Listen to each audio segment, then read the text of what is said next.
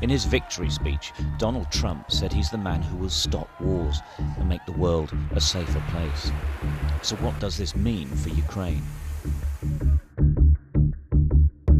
As president-elect, if I win this election, the first thing I'm going to do is call up Zelensky and call up President Putin, and I'm going to say, you gotta make a deal. This is crazy. Ukraine has been at war with Russia for well over 2 years now, and neither side has appeared willing to open substantive negotiations. Well, Trump has said he'll finish the war in Ukraine in a day, but he hasn't said how. All he has said is that he'll make a deal. He's gone as far as saying that if he'd been president, the war in Ukraine would not have happened. If Trump was president, it wouldn't have happened. Putin would have never done it. I said, don't do it, Vladimir. Don't even think. We're not going to do it, Vladimir. I said, Vladimir, we're not going to do that, Vladimir. Russia, for its part, is skeptical that the president-elect will be able to bring the war to a swift end. There's nothing that can heal this problem overnight. Many Ukrainians fear any deal that's offered will involve giving up land that's already occupied by Russia in exchange for the end of the war. Vice President-elect J.D. Vance reflects the view of many Republicans that it can't be an endless war with unlimited spending. We are not, as a Republican Party, behind unlimited, unaccounted for aid to Ukraine without any goals in mind, without any sense of where the money is going and what's going to be accomplished if we continue to support Ukraine. Then there's the issue as to whether Putin will even agree to a deal. Trump's opponents have accused him of trying to ingratiate himself with Russia's president at the expense of what's right. Then there's also this awkward interaction between Zelensky and Trump when the Ukrainian president went to visit him in the United States before he was elected. We have a very good relationship, and I also have a very good relationship, as you know, with President Putin. And I think if we win, I think we're going to get it resolved very quickly. I really think we're going to get it resolved. I hope we have more good relations. We're going to have. Oh, I see. Yeah, but you know, it takes two to tango. You know, and long before January 20th, before I would take the presidency, I think that we can work out something that's good for both sides. You may remember the Euromaidan protests of 2013, when pro-European protests erupted in Ukraine's capital, Kyiv.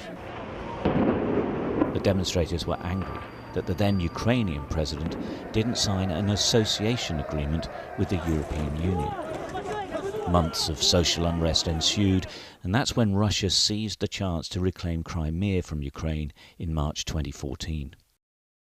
Russian-backed separatists then also began fighting Kyiv's forces in the eastern part of Ukraine, known as the Donbass, a coal mining centre with many ethnic Russians.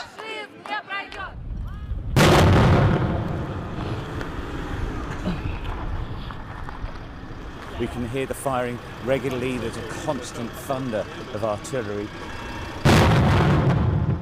At the time, I witnessed the separatists fighting Ukrainian forces and trying to take territory, all under the instruction of the Kremlin.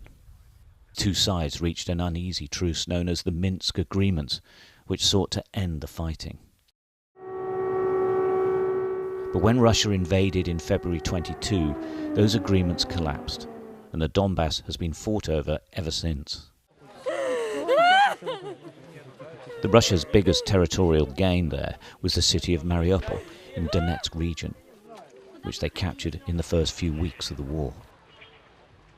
In August this year, Ukrainian forces launched a surprise attack on the Russian region of Kursk, bordering Ukraine. They've taken a number of settlements and hundreds of square kilometers of Russian territory, which they've been holding on to ever since.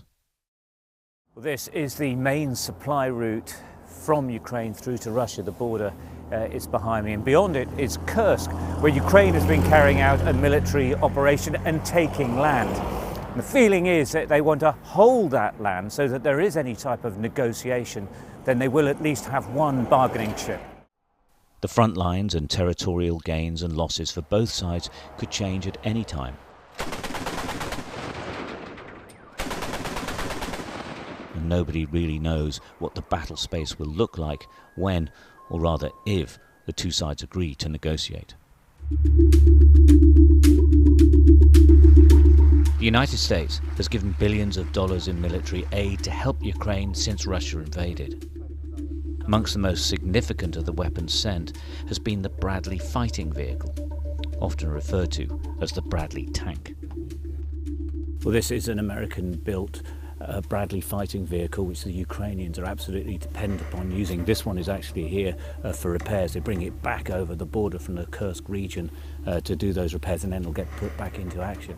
The point is they're having to adapt and use this vehicle to support the infantry, and there's a very, very real reason for that. It's simply that the Ukrainians are running out of infantry. They're running out of men. Donald Trump has made comments that seem critical of military aid. I think Zelensky's the greatest salesman in history. Every time he comes into the country, he walks away with $60 billion. Billion! Last year, Republicans who support Trump blocked a $61 billion aid package for Ukraine for several months, before the legislation eventually went through in April. The delay was felt on the Ukrainian front line. President Biden says he'll allocate all the funds for Ukraine still left over by the end of his term, meaning no money is left for Trump's discretion. That could be as much as $9 billion. My message to President Putin, who I've known for a long time, is simple. We will not walk away.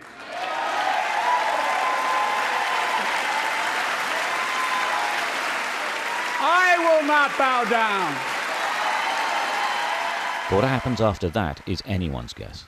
International military aid is one of the main reasons Ukraine has been able to continue fighting Russia for this long. Сьогодні дійсно особливий день, і в усьому світі одна новина привертає всю увагу. Абсолютно переконливий результат виборів в Америці. Чітке лідерство президента Трампа. Я вітаю із цією перемогою. President Zelensky brushed aside any differences and congratulated Donald Trump on his victory, even speaking with him by phone. Zelensky said the conversation was excellent. In contrast, Russia did not immediately react.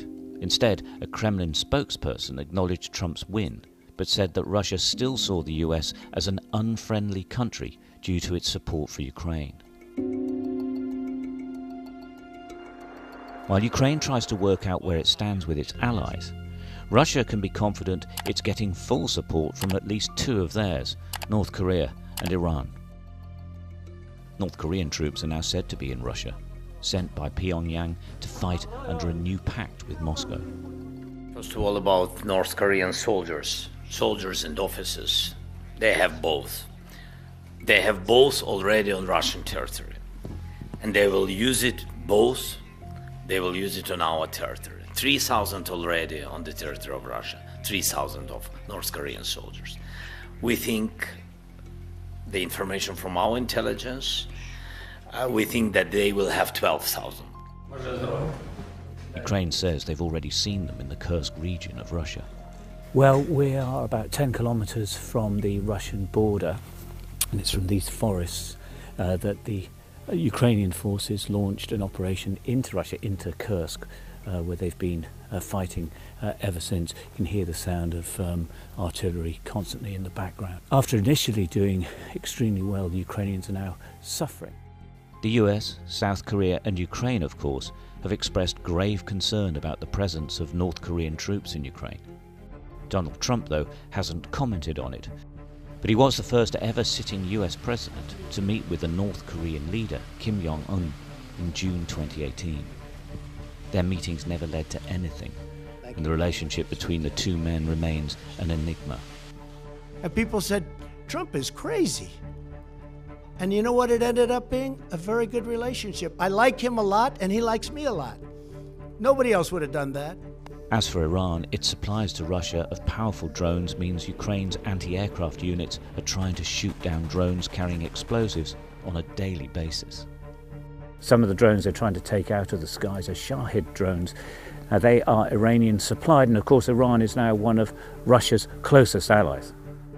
Donald Trump's natural inclination may be to strike a deal, perhaps freezing the current battle lines where they are and persuading Ukraine to cede territory to Russia. But he'll also be mindful of appearing weak by allowing Russia to claim a big victory when Trump has only just taken office. It's a conundrum for the incoming president, one that's left the world watching and waiting.